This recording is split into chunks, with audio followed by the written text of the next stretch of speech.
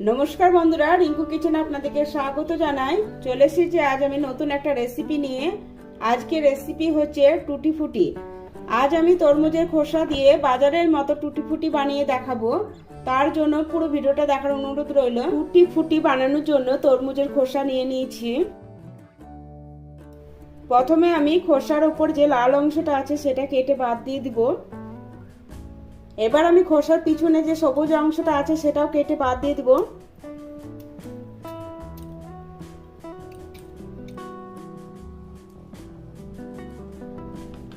তরমুজের খোসা থেকে লাল অংশটা সবুজ অংশটা কেটে বাদ দিয়ে দিয়েছি।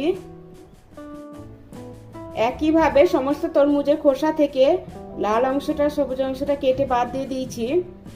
এবার আমি ছোট ছোট টুকরো করে কেটে নিব।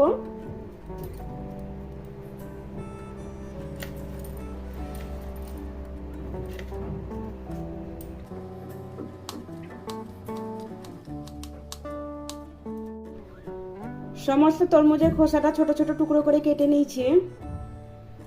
এবার আমি গ্যাসের উপর কড়াই বসিয়ে দিয়েছি, আর এই কড়াইয়ের মধ্যে দিয়ে দিচ্ছি 1 লিটার মতো জল।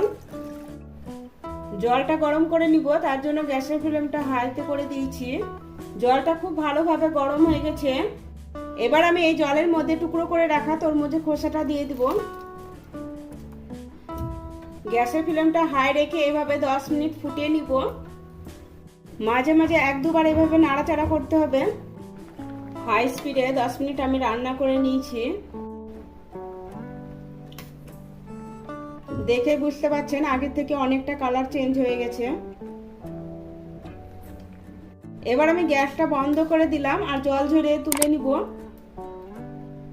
আর একটা প্লেটে রেখে দিব। সমস্ত খোসার টুকরোগুলো জল ঝরিয়ে তুলে নিয়েছি। আবারও আমি গ্যাসের উপর কড়াই বসে দিয়েছি। এই কড়াইয়ের মধ্যে দিয়ে দিচ্ছি 1 বাটি চিনি। যে বাটি মেপে 1 বাটি চিনি নিয়েছি ওই বাটির 1.5 বাটি জল দিয়ে দিব। এবার আমি গ্যাসের ফ্লেমটা মিডিয়ামে করে দিলাম, আর চিনিটা এভাবে নাড়াচাড়া করে জলের সাথে মেল্ট করে নিব। চিনিগুলো জলের সাথে মেল্ট হয়ে গেছে। এবারে চিনির শিরার মধ্যে দিয়ে দিব জল ঝরিয়ে রাখা তরমুজের খোসার টুকরোগুলো। এবার চিনির শিরার সাথে নাড়াচাড়া করে খুব ভালোভাবে মিশিয়ে দিব। গ্যাসের ফ্লেমটা হাইতে করে 10 মিনিট এভাবে চিনির শিরার মধ্যে রান্না করে নিব। মাঝে মাঝে এভাবে খুন্তি দিয়ে নাড়াচাড়া করে দিয়েছিলাম। তরমুজের খোসার টুকরোগুলো 10 মিনিট সময় নিয়ে আমি রান্না করে নিয়েছি, আর চিনির শিরাটা অনেকটা ঘন হয়ে গেছে। এবার আমি গ্যাস বন্ধ করে দিলাম। 1/2 চামচ ভ্যানিলা এসেন্স দিয়ে খুব ভালোভাবে মিশিয়ে নিব। ভ্যানিলা এসেন্স দেওয়ার কারণে বাজারের মতো টুটি ফুটি টেস্ট আসবে। আপনাদের কাছে যদি ভ্যানিলা এসেন্স না থাকে তাহলে রোজ ওয়াটার বা কেওড়া জল ব্যবহার করতে পারেন।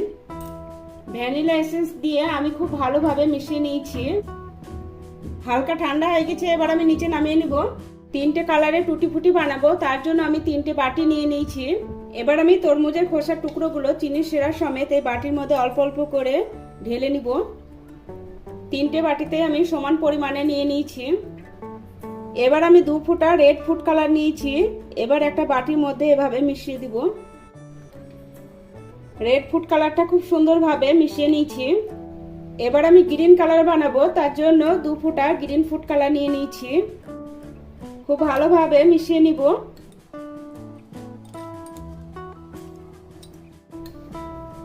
গ্রিন ফুড কালারটা আমি খুব সুন্দরভাবে মিশিয়ে নিলাম। টুটি ফুটি বানানোর জন্য 3টে কালার খুব সুন্দরভাবে মিশিয়ে নিয়েছি। ফ্রিজে না রেখে এভাবে বাইরেই 12 ঘন্টার জন্য রেখে দিব, তাহলে টুটি ফুটির উপরে খুব সুন্দর কালার চলে আসবে। কালারগুলো খুব সুন্দরভাবে মিশিয়ে নিয়েছি। ফ্রিজে না রেখে এভাবে বাইরে রেখে দিব 12 ঘন্টার জন্য, তাহলে খুব সুন্দর কালার চলে আসবে। 12 ঘন্টা রাখার কারণে টুটি ফুটিগুলো খুব সুন্দর কালার চলে এসেছে। এবার আমি একটা বাটি নিয়েছি, বাটির উপর ছাকনা রেখেছি। টুটি ফুটিগুলো আমি ছেঁকে নিব। এভাবে ছাকনাতে ছেঁকে নিলে চিনি শিরাটা ঝরে যাবে। এবার আমি একটা প্লেটের উপর টিস্যু পেপার নিয়ে নিয়েছি, ওর উপরে টুটি ফুটিগুলো রেখে দিব। টুটি ফুটিগুলো এভাবে একটু ছড়িয়ে দিলাম। আমি একইভাবে সব টুটি ফুটিগুলো ছেঁকে একটা টিস্যু পেপারের উপর রেখেছিলাম। তারপর আমি টুটি ফুটিগুলো টিস্যু পেপার থেকে তুলে নিয়ে একটা থালার মধ্যে ছড়িয়ে দিয়েছি। এই টুটি ফুটিগুলো আমি একদিনকার রোদে শুকিয়ে নিব। অল্প একটু চিনি সিরা বেশি হয়ে গেছে, এগুলো ফেলে না দিয়ে এগুলো দিয়ে শরবত বানিয়ে নিব। টুটি ফুটিগুলো আমি একদিন রোদে শুকিয়ে নিয়েছি। আর দেখুন একটার সঙ্গে একটা লেগে নাই, সব পিসগুলো খুব সুন্দরভাবে আলাদা হয়ে গেছে।